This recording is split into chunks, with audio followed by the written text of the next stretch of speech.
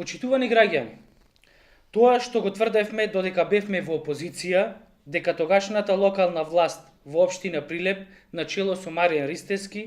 тргнала по криминалните стапки на Никола Груевски, сега се констатира и од страна на полицијата.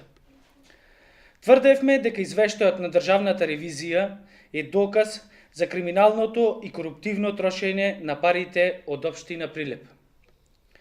Врз база на извештајот, лани Општинската организација на СДСМ Прилеп поднесе кривична пријава против тогашниот градоначалник Маријан Ристевски и НН лица. Помеѓу други сомнежи во пријавата, наведовме дека општината набавувала нафта за грејење без евиденција за прием на горивото, на залихата што останувала и без подпис на крајот од годината. Полицијата,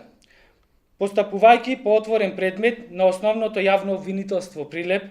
врз основа на наоди од Државниот завод за ревизија,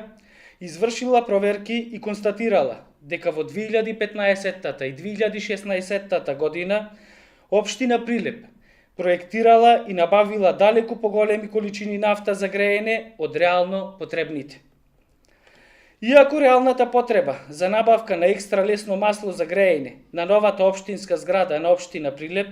изнесувала најмногу 10.000 литри по грејна сезона, сепак за 2015 и 2016 година општината исплатила вкупно 66.725 литри повеќе без реално оправдување за таквата количина.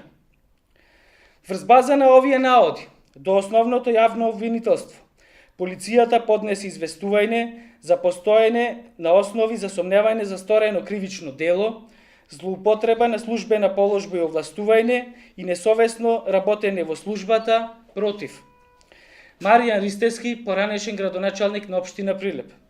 Дарко Рибаровски, раководител на одделение за општи и заеднички работи при локалната самоуправа,